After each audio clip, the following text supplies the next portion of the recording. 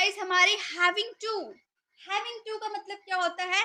पढ़ रहा है। मतलब हैव के साथ हम लोगों ने आईएनजी लगा दिया, उसके बाद टू लगा दिया। पढ़ रहा है कॉन्टिन्यूटी की बात। मुझे पढ़ना पड़ रहा है, उसे गाना गाना पड़ रहा है, उसे पढ़ाना पड़ रहा है, मुझे वीडियो देखना पड़ रहा है। अब मैं आप पे फोर्स करूंगी कि आप वीडियो को लाइक ही करो, तो आप बोलोगे ना मुझे लाइक करना पड़ रहा है। तो कोई काम करना पड़ रहा है प्रेजेंट में, तो हैविंग टू लगाएंगे। देखिए सब्जेक्ट लगाएंगे। अगर आप प्रेजेंट की बात करते हो, तो आप लगाओगे इज एम आर में से किसी एक का यूज करोगे। बट अगर आप पास्ट की बात करते हो तो आप वॉज या वर्ब में से किसी का यूज करोगे। ठीक है, देन आप हैविंग टू लगाओगे, वर्ब का फर्स्ट फॉर्म लगाओगे और ऑब्जेक्ट का यूज करोगे। अब और एक चीज यहाँ पे मैं आपको बता दूं, जब भी आप should have, could have, having जिसका भी यूज करते हो, उसके बाद अगर आपको टू देखने को मिलते हैं तो उसके बाद आने वाला वर्ब हमेशा वर्ब का फर्स्ट फॉर्म रहता है। एकदम मेरी बातों को याद रखिए, यही चीज आपको काम आने वाली है। ठीक है, चलिए सेंटेंस। मुझे पढ़ना पड़ रहा है। मान लीजिए आप चुपके चुपके घर से बाहर निकल रहे थे खेलने के लिए। अब आपकी मम्मी की नजर आप पे पड़ गई। आपकी मम्मी ने आपको डांटा और बोला जाओ पढ़ने बैठो। अब मैंने आपसे को कॉल कर दिया, मैंने बोला क्या हुआ, खेलने नहीं आए तुम? अब आप बोल रहे हो कि मैं धीरे धीरे निकल रहा था, मम्मी ने मुझे देख लिया, तो मुझे पढ़ना पड़ रहा है। उस समय आप बोल रहे हो ना मुझे पढ़ना पड़ रहा है, मजबूरी आप बता रहे हो। तो इस सेंटेंसेस को बोलेंगे I am having to study. I present की बात किए तो एम लगाए, देन हैविंग टू स्ट्रक्चर के थ्रू लगाए, देन वर्ब का फर्स्ट फॉर्म स्टडी। ऑब्जेक्ट नहीं था इसलिए नहीं लगाए। नेक्स्ट, हमें खाना पड़ रहा था, पास्ट की बात कर दी यानी कि वॉज वर्ब में से लगाएंगे। हमें खाना पड़ रहा था, खाना बहुत बेकार बना था लेकिन उसका दिल रखने के लिए हमें खाना पड़ रहा था। कई बार ऐसा होता है ना।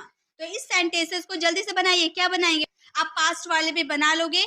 हम बोलेंगे we were having to eat. We were having to eat. हमें खाना पड़ रहा था।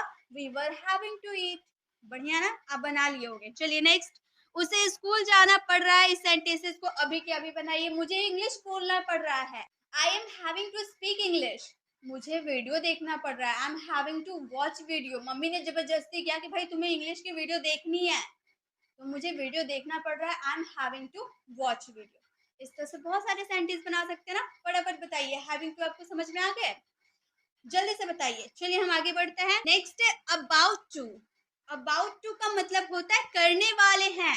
ऐसे बहुत सारे आप सेंटेंस बोलते हो ना, वह आने वाला है, मैं जाने वाली हूँ, पापा ऑफिस से आने वाले हैं, मम्मी बाजार जाने वाली है, हम स्कूल आने वाले थे, बारिश आने वाली है, एग्जाम आने वाली है, तो कुछ आने वाला है यानी कि अबाउट टू का यूज करेंगे। ठीक है, जैसे इसका स्ट्रक्चर क्या है, सब्जेक्ट, हेल्पिंग वर्ब, वो आपके टेंस के अकॉर्डिंग। प्रेजेंट की बात करोगे तो इज एम आर, पास्ट की बात करोगे तो वॉज वर्ब। उसके बाद अबाउट टू का यूज करेंगे, वर्ब का फर्स्ट फॉर्म यूज करेंगे, ऑब्जेक्ट। देखिए यहाँ पर टू है ना, टू के बाद आने वाला वर्ब हमेशा वर्ब का फर्स्ट फॉर्म रहता है, मैंने बताया था ना, वर्ब का फर्स्ट फॉर्म है। एग्जाम्पल, वह आने वाला है। मान लीजिए मेरा फ्रेंड बोला था कि भाई आज मैं तुम्हारे घर खाने पे आऊंगा। अब मम्मी पूछ रही है, बहुत लेट हो गई, टाइम ज्यादा हो गया, मम्मी ने पूछा कि तुम्हारी फ्रेंड आने वाली थी ना, अभी तक आई नहीं। तो मैं बोल रही हूँ कि मैंने अभी कॉल किया था, वो आने वाली है, वह आने वाली है, अभी आई नहीं है, तो कोई काम होने वाला है, ऐसा मैं बोल रही हूँ ना। तो हम बोलेंगे he is about to come. He is about to come, वह आने वाला है।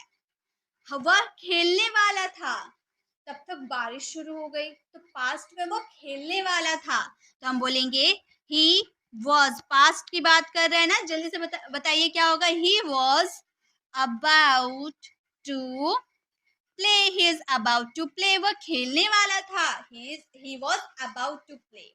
एग्जाम आने वाला है, इसे इंग्लिश में कैसे बनाए? जल्दी से बनाइए, मुझे पता है आप बना लोगे। पापा आने वाले, पापा इज अबाउट टू कम, हम जाने वाले हैं, we are about to go. इस तरह से बहुत सारे सेंटेंसेस बना सकते हो। चलिए, विल बी का मतलब होता है रहा होगा। अब विल बी तो आप जानते हैं, विल बी क्या है हमारा?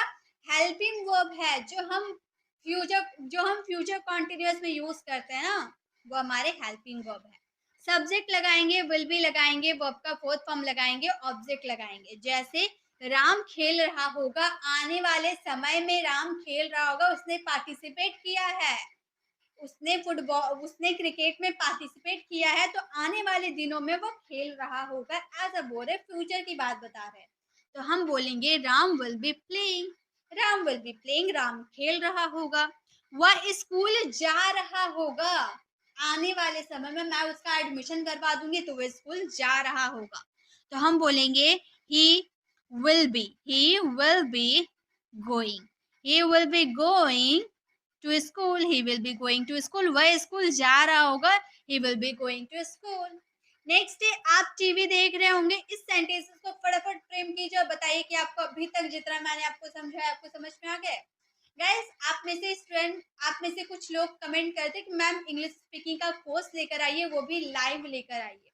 बिल्कुल, मैं आपको लाइव इंग्लिश स्पीकिंग का कोर्स करवाऊंगी, ये मैं आपसे प्रॉमिस करती हूँ।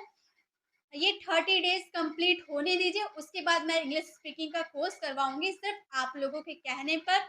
और आप लोगों का सपोर्ट भी चाहिए। आप लोग सपोर्ट नहीं भी करते तो भी कोई बात नहीं, मैं इंग्लिश स्पीकिंग का कोर्स लेकर आऊंगी। ये 30 डेज का कोर्स कंप्लीट हो जाएगा, उसके बाद हम मूव ऑन कर, उसके बाद हम इंग्लिश स्पीकिंग कोर्स को करेंगे। ठीक है, तो चलिए हम आगे बढ़ते हैं। अब है कुड। कुड का मतलब होता है सका, पाया। कुड का मतलब होता है सका, पाया। जैसे मैं वहां नहीं जा पाया, मैं वहां नहीं जा सका। क्या तुम इंग्लिश सीख पाई? मैं इंग्लिश नहीं सीख पाई। तो सका पाया वाला सेंटेंस में कुड का यूज करते हैं, और ये ज्यादातर हमारे नेगेटिव में ही साउंड करते हैं। ठीक है, इसका स्ट्रक्चर होता है सब्जेक्ट, कुड, वर्ब का फर्स्ट फॉर्म, ऑब्जेक्ट। अगर आप नेगेटिव की बात करते हो तो कुड के बाद नॉट यूज कर देना। एग्जाम्पल, मैं इंग्लिश नहीं बोल पाई, मैं इंग्लिश नहीं बोल पाई। I could not speak English, I could not speak English, मैं इंग्लिश नहीं बोल पाई। वह कार नहीं खरीद सका, शायद उसके पास पैसे नहीं होंगे ना, वह कार नहीं खरीद सका, तो बोलेंगे he could not buy a car, he could not buy a car, वह एक कार नहीं खरीद पाया, he could not buy a car. आप टीवी नहीं देख पाए, इस सेंटेंसेस को फटाफट आप फ्रेम कीजिए। तो जब भी आपके सेंटेंसेस में सका पाया आता है, मैं बाजार नहीं जा सकी, I could not go to market, इस तरह से बहुत सारे सेंटेंसेस बना सकते हो। तो बोल बोल कर प्रैक्टिस कीजिए, जितना बोलिएगा उतना आप सीखिएगा। बोलिए जितना आप बोल सकते हैं।